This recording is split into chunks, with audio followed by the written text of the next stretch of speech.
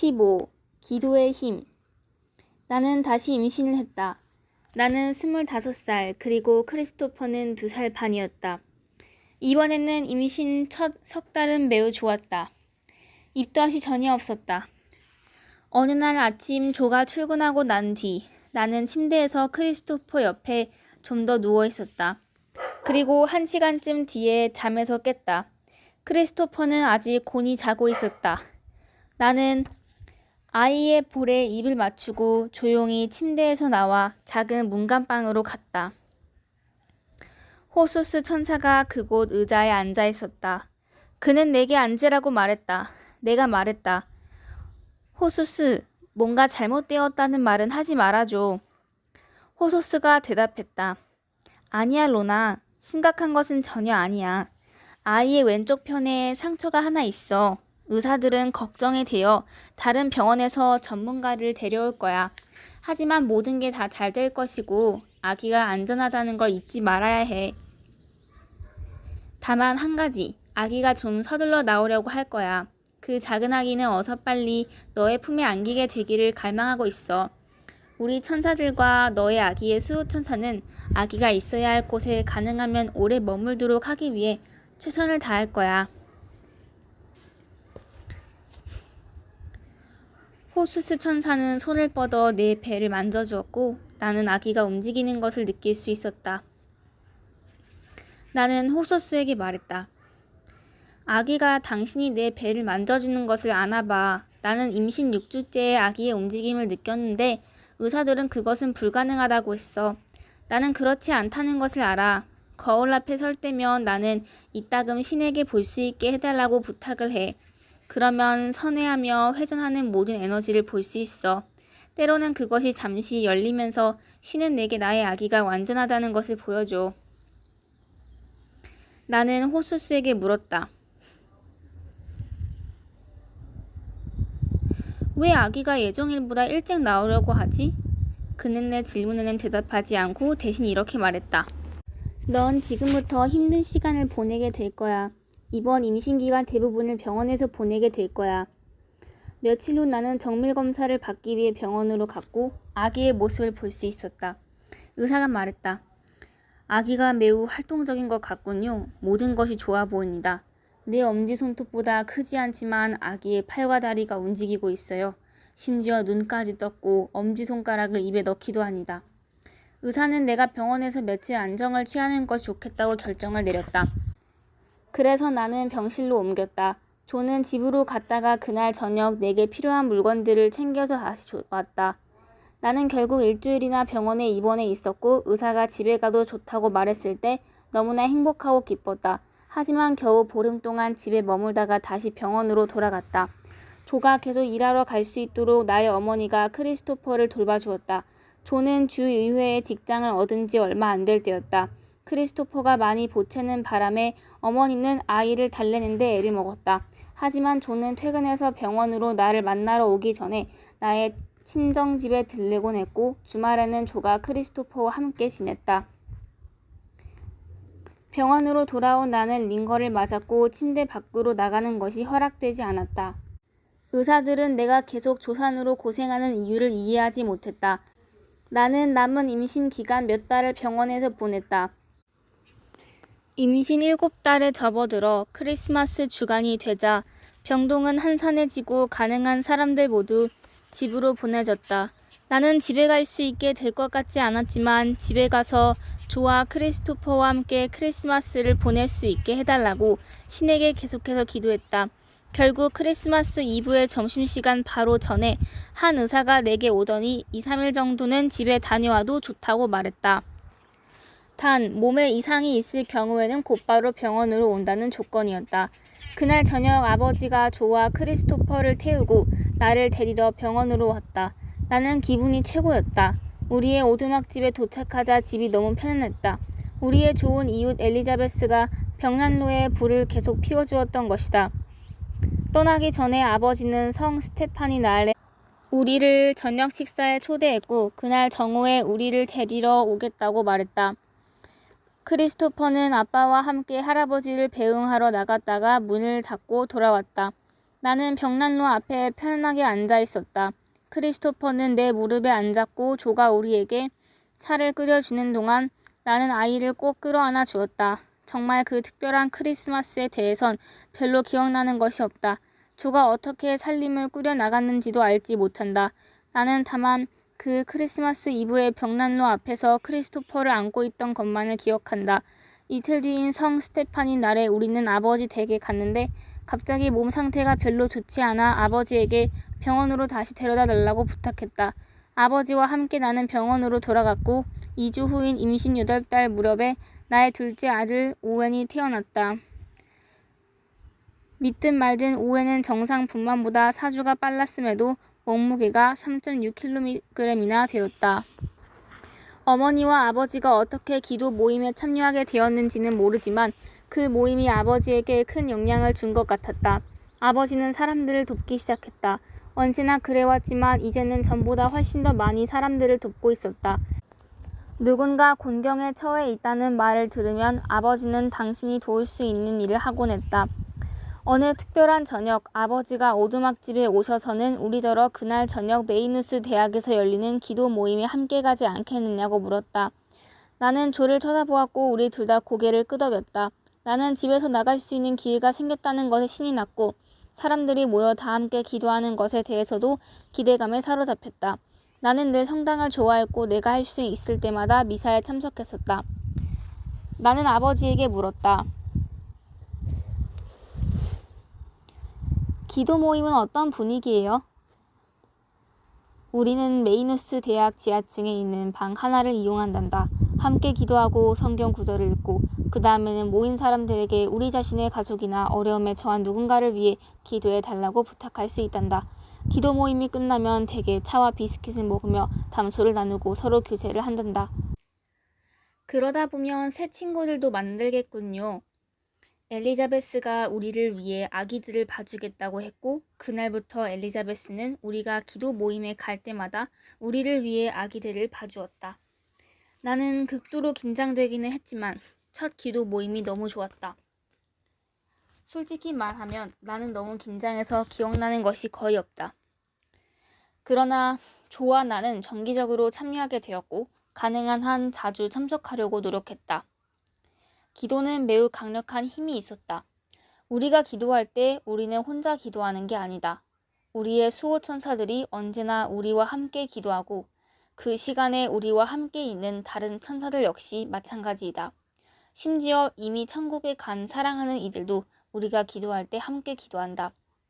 기도를 하는 데는 어떤 것도 작거나 하찮지 않으며 어떤 기도도 짧지 않다. 단지 한 단어로 된 기도이든 많은 단어들로 된 기도이든 우리는 어느 장소에서도 기도할 수 있다. 운전하면서도 밖에서 길을 걸을 때도 누군가를 만나는 동안에도 군중 속에 있든 홀로 있든 때로 우리는 우리가 기도를 하고 있다는 것을 깨닫지 못한 가운데서도 기도를 한다. 특히 병들어 누워있는 사랑하는 이 혹은 어려움에 처한 친구를 생각할 때면 그렇다. 기도가 우리 존재 깊은 곳으로부터 나올 때 그것은 믿을 수 없을 만큼 강력하며 그 사람의 종교나 신앙은 중요하지 않다. 신은 자신의 모든 자녀들의 기도를 똑같이 들으신다. 기도는 우리가 기도 모임에서 한 것처럼 여러 사람들이 한 장소에 모여 함께 기도할 때 특히 전 세계 모든 사람들이 어떤 특정한 것에 대해 동시에 기도할 때 특히 힘이 있다. 그러한 기도는 영적인 힘을 엄청나게 강화시켜준다. 우리는 기도 모임이 열리는 곳까지 걸어가는 것을 언제나 즐겼다. 조는 주의회에서 일하면서 겪은 여러 일들을 들려주곤 했으며 우리는 기도 모임에 대해서도 대화를 나누었다. 어느 수요일 기도 모임에 참석하기 위해 걸어가고 있을 때였다. 나는 조에게 그날 저녁에 모임에 가능하면 많은 사람들이 왔으면 좋겠다고 이야기했다. 대개는 인원이 10명 남짓이거나 여름철이면 특히 숫자가 더 적었다. 휴가철이 끝날 때쯤 참석자들이 다시 늘기 시작했다. 이 때문에 때로는 캠퍼스 이쪽에서 저쪽으로 장소를 이동하곤 했다. 아버지는 여러 기도 모임에 다녔는데 메이누스에는 단지 몇 번만 참석했다. 우리를 그 기도 모임에 처음 이끈 뒤로는 자주 오지 않았다. 그래서 그날 저녁 아버지를 보게 되어 기뻤고 나는 서둘러 달려가 인사를 했다. 우리는 함께 계단을 올라 문을 통과해서는 왼쪽 방들 중 하나로 들어갔다. 방에는 몇 사람이 앉아있고 20개 남짓한 의자들이 둥글게 놓여 있었다. 우리는 인사를 하고 자리에 앉았다. 거의 모든 의자가 찼다. 나는 조에게 말했다. 굉장한데? 그러고는 사람들이 좀 더 들어오고 뒤따라 자신을 다윗 신부라고 소개한 성직자가 들어왔다. 다윗 신부는 모인 사람들에게 그날 저녁 기도 모임에 몇몇 신학생과 수녀들이 자리를 함께해도 괜찮은지를 물었다. 우리 모두 한 목소리로 환영한다고 말했다. 방 안이 20개 남짓한 의자가 다 찬 것을 확인한 신부는 우리에게 더 넓은 방을 찾아보자고 제안했다.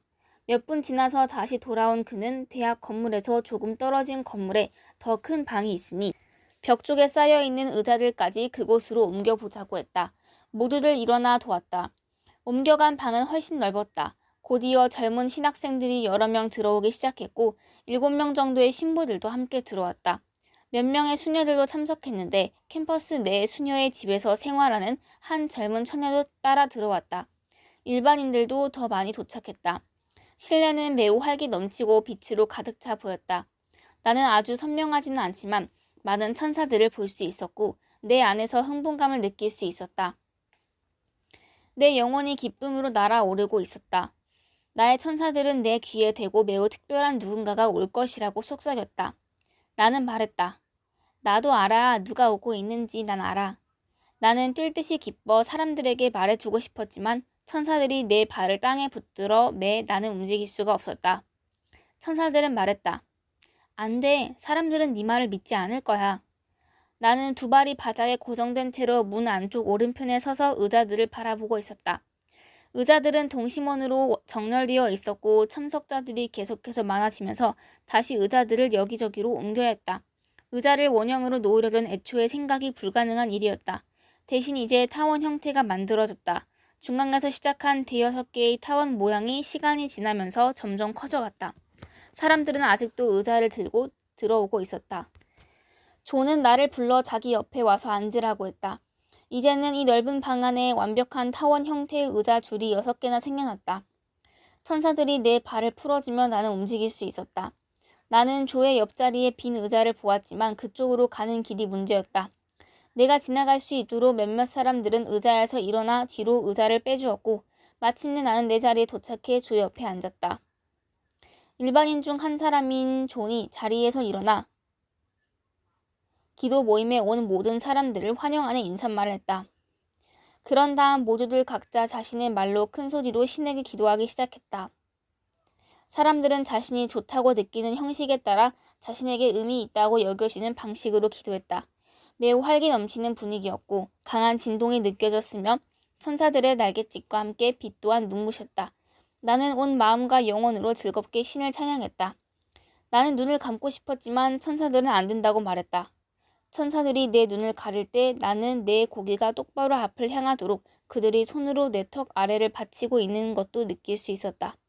나는 무아지경 속으로 들어가기 시작했다. 내 주위의 모든 사람들이 머리를 숙이고 있는 것을 볼 수 있었다. 그들 모두 기도와 찬양을 올리고 있었다. 각 사람들의 앞과 뒤 그리고 양쪽에서 천사들이 희미하게 빛나고 있었다. 실내는 바닥에서 천장까지 천사들로 가득했다. 천사들로 채워지지 않은 공간이란 단 한 곳도 없었다. 그때 한 천사가 내 귀에 속삭였다. 모든 사람들의 기도에 귀를 기울여봐 로나. 나는 귀를 기울였고 그것은 믿을 수 없는 일이었다. 나는 사람들 각자의 기도를 들을 수 있었다. 어떤 사람들은 방언으로 기도하고 있었고 어떤 사람들은 똑같은 기도문을 계속해서 반복하고 있었으며 또 어떤 이들은 찬송가를 부르며 그들 존재의 깊은 곳으로부터 그들의 영혼으로부터 신을 찬양하고 있었다. 서서히 천사들은 내 머리를 조금 숙이도록 허락했고 나는 더 이상 내 아래의 의자가 느껴지지 않았다. 나는 천사들에게 부탁했다. 내가 신을 찬양하고 감사의 기도를 드릴 때 내 눈이 감기지 않게 해달라고. 천사들은 내 귀에 대고 내 눈을 조금만 감겨주겠다고 속삭였다. 그런 다음 방이 고요해져 갔다. 천사들도 침묵했다. 생명력으로 살아있는 눈부신 흰 빛의 구름이 서서히 실내를 뒤덮고 있었다. 모든 것과 모든 사람을 에워싸면서 그리고 지나는 길에 있는 모든 사람들과 모든 것을 정화시키면서 서서히 우리 중앙의 그 빛의 구름으로부터 한 젊은 남자의 모습으로 형상화된 신이 나타났다. 나는 그 강력한 현존을 알아보았다. 어렸을 때 할머니 댁까지 걸어가면서 마운트 셰넌에서 만났던 바로 그 현존이었다. 그 젊은 남자, 즉 신은 그곳에 흰 옷을 입고 서 있었다. 나는 그의 발가락 끝을 볼 수 있었다. 그 발가락들은 금색 모양을 하고 있었다. 팔은 옆으로 내려져 있고 양손은 펴서 아래를 향하고 있었으며 거기서 빛의 광선이 뿜어져 나왔다. 그의 손가락으로부터는 황금색 빛이 흘러나왔다. 얼굴은 광채로 빛났고 밝은색 두 눈은 영원한 생명을 바라고 있었다. 구불거리는 머리카락은 어깨까지 내려와 있었고 색깔은 청동색이었다. 하지만 내가 어떻게 사랑과 자비와 희망으로 가득한 모든 생명, 그 자체인 그 눈부신 빛을 묘사하기를 바랄 수 있겠는가? 신은 천천히 고개를 돌려 모든 사람을 마주 보았고 우리가 아는 움직임의 관점에서 보면 전혀 움직임 없이 안쪽 타원에 앉아있는 사람들 사이를 이동했다. 사람들은 그의 존재를 감지하지 못한 채 침묵과 명상과 기도 속에 신에게 찬양과 감사를 올리고 있었다. 신이 내 뒤에 앉아있는 사람들 사이를 이동할 때 나는 그를 느낄 수 있었다. 그의 현존은 매우 강력했다. 나는 신 안에 거하는 평화로 충만해졌다. 나의 기도는 이것이었다. 이처럼 신이 늘 우리들 사이에 머물고 우리들 속을 걸어 다닐 수 있기를. 내가 기도를 끝마쳤을 때 내 어깨에 그의 손이 닿는 것을 느꼈다. 신은 이 눈부신 빛 안에서 내 영혼을 실제로 만져주었다. 내 영혼이 본 것을 내가 어떻게 묘사할 수 있을까? 그 순수함, 영원함, 충만함, 맑음을. 그런 다음 단 한 번의 반짝임으로 신은 사라졌고 실내는 다시 정상으로 돌아왔다. 내 눈은 완전히 떠졌고 나는 그 아름답게 빛나는 생명의 구름이 우리들 사이를 걸었던 신의 현존의 광채가 사라지는 것을 보았다.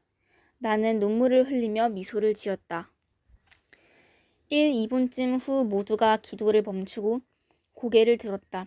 누군가 이야기를 시작했고 함께 모여 기도하고 명상하는 것은 우리를 믿을 수 없는 환희와 평화로 채워주었다고 말했다. 그 다음에는 한 젊은 신부, 그가 신부였는지는 모르지만 신학생이었을 수도 있다. 그가 입을 열었다. 그는 밝은 갈색 머리에 그다지 크지 않은 키였으며 턱수염을 조금 길렀거나 아니면 면도를 하지 않은 상태였을 수도 있다. 그것에 대해서는 확실하지 않다. 그는 원 중앙의 의자에 앉아 있었다. 그가 물었다. 누구 느낀 사람 없습니까? 나는 그가 무엇을 말하려는지 정확히 알고 천사들에게 물었다. 나 역시 말해도 될까? 나 또한 그것을 느꼈다고? 그럼 그것이 그에게 도움이 될까? 하지만 천사들은 아니라고 했다. 그는 말했다. 나는 신께서 우리들 사이를 거니는 것을 느꼈습니다. 그리고 그분이 나를 만져주신 것을 느꼈습니다. 다른 분도 그분의 손길을 느꼈으니까? 나는 너무나도 이렇게 말하고 싶었다. 네, 맞아요. 그분께서 나도 만져주셨어요.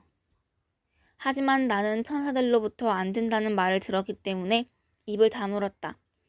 그리고 슬픈 것은 다른 어느 누구도 네, 그분이 나를 만져주셨어요 라고 말할 용기, 신을 인정할 용기를 갖고 있지 않다는 것이었다. 신은 실제로 그들을 만져주었다. 우리는 신이 우리의 삶 속에 존재한다고 말하기를 두려워한다. 우리는 신을 공개적으로 인정하고 공개적으로 말하는 것을 두려워한다. 나는 신이 만져준 다른 사람들이 누구였는지는 모르지만 그 젊은 남자를 기억하며 심지어 오는 날도 그가 무엇을 하고 있든지 간에 그 아름다운 경험을 계속해서 인정하기를 희망한다. 기도 모임이 끝났을 때 우리는 평소처럼 차와 비스킷을 먹으며 담소를 나누었다. 모두가 차를 마시고 있는 동안 나는 손에 마실 것을 들고 주차장 밖으로 살며시 빠져나왔다. 그리고 주차장을 가로질러 가서 몇몇 작은 나무들 사이를 거닐었다. 나는 아직도 흥분으로 몸을 떨고 있었고 천사들은 나와 함께 나무들 주위를 거닐었다. 나는 특별히 한 천사에게만이 아니라 내 주위의 많은 천사들에게 말했다. 나는 그 젊은 남자가 같은 경험을 한 사람이 있기를 간절히 바랐다는 걸 알아. 나는 천사들과 그 젊은 남자의 수호천사에게 그가 성직자가 되든 아니든 간에 상관없이 신에 대한 그의 믿음과 신앙을 지켜나가게 해달라고 부탁했다. 나는 천사들에게 물었다. 만약 내가 신이 우리 사이를 거닐고 우리 몇 사람 만진 것에 대해 조에게 말하면 어떨까? 안 돼, 로나. 그것은 조가 이해하기엔 너무 벅차. 네가 조와 더 많은 것을 공유할 때가 오겠지만 전부는 아니라는 것을 반드시 기억해야 해. 이것은 네가 그와 결코 나눌 수 없는 것들 중 하나야. 나는 조금 슬펐다. 입구 쪽으로 걸어서 돌아오는 길에 엘리사 천사가 나타나 미소를 지으며 나를 위해 문을 열어 잡아주었다. 슬퍼하지 마. 엘리사 천사의 말에 슬픔이 내게서 떠나갔다. 나는 복도에서 아버지와 마주쳤고 아버지는 갈 준비가 되었다. 나는 조를 찾아 차 있는 곳으로 가겠다고 말했다. 몇 분 후에 우리는 집에 도착했다. 아버지도 조도 그날의 기도 모임에 대해서는 특별한 이야기가 없었다. 그들은 아무것도 보지 못했던 것이다.